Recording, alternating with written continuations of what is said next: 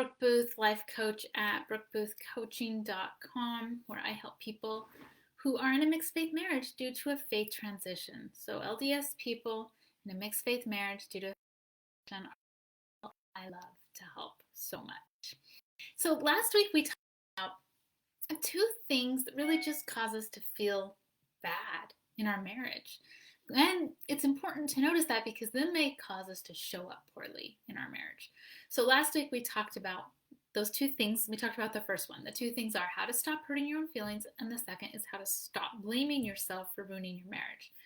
Talked about the first one last week, so this week, of course, we're going to talk about the second one. How to stop blaming yourself for ruining your marriage. Now, this is key to feeling better, right? If you can, like, when we beat ourselves up, we feel terrible. We show up terribly. And I'll walk you through this. So stick with me and follow. If you're one of those people who are telling yourself, I'm ruining my marriage, and I hear this a lot with the transitioning, the spouse who's having the faith transition. They really think they're ruining their marriage. They're causing irreparable harm. I have a client who said to me recently, I pulled the rug out from underneath my family. This is equivalent to saying, I'm ruining my marriage. I'm ruining my family. And I want to be very clear. Like, listen to me on this. No, you did not, right?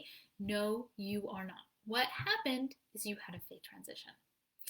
Ruining your marriage and having a faith transition are actually two separate things. One is mean and intentional, and you mean to cause harm, and one isn't. One isn't. So, yeah, let me be clear. Yes, there is additional strain on your marriage when, there may be things happening, but that doesn't mean you're ruining your marriage, and it doesn't mean you've pulled the rug out from under everyone.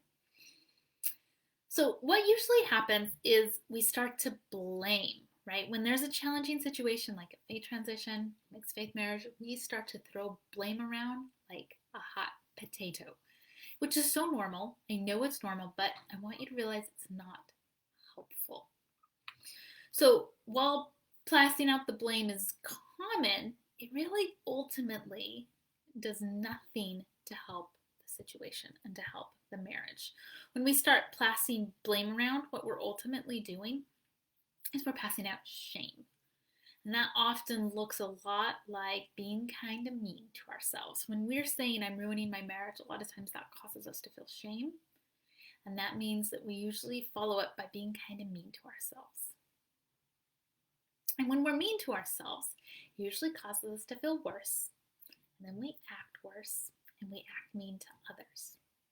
Being mean to ourselves does not help us feel better, does not help us act better. It just doesn't. So a lot of times we think we need to be mean to ourselves to change our behavior. So we start acting better. And the opposite of this is true. Blame them for a mistake, or you could just let the natural consequences be the teacher. Shame usually causes them to withdraw, hide, get defensive, right? How much is that going to help your marriage? It doesn't. It really doesn't. This is not what we need to help our marriage. We don't need more withdrawal, we don't need more hiding, and we don't need more defensiveness. In the dieting world, I have a coach who does that, and she says you can't hate yourself thin. And I think that applies beautifully here. You can't hate yourself kind, and you can't hate yourself connected. It just doesn't work. You cannot shame yourself into a better marriage. What you can do with shame is it usually just creates defensiveness, and then what follows is entrenchment in people's ways, beliefs, and ideologies. Now, the solution here, because there is one, the solution here isn't shame and blaming. The solution here is accountability and responsibility. So if there's a faith transition and you're telling yourself, I'm ruining my family, that usually causes shame and blaming. And I want to suggest accountability and responsibility are going to be better. And you might need help with this. Frankly, you might not even believe me that beating yourself up is a problem. But let me ask you this. How well is shaming and blaming working for you now? How well is that helping you show up in your marriage in a way that you like, in a tone that you like, in responses that you like? Telling you again, and accountability and responsibility are the key. And these are things I teach my clients when we work one-on-one. Teach them how to be responsible for their emotions. I teach them how to be accountable for their actions. I teach them how to do these things. So if you need a coach to help you change your behavior from shame and blaming to accountability and responsibility, I can help. Reach out to me and let's talk. You can totally make these changes in your mixed faith marriage. But a lot of times, first, you just need to learn how to stop blaming yourself. You need to learn how to stop telling yourself, I'm ruining everything. This is you. Reach out. Let's talk. All you need to do is go to my website, brookeboothcoaching.com. You can click on Work With Me. Super easy.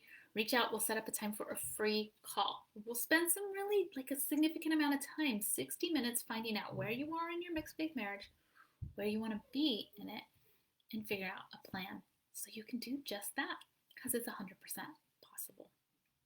All right. Just direct message me here on Facebook if that's easier. All right.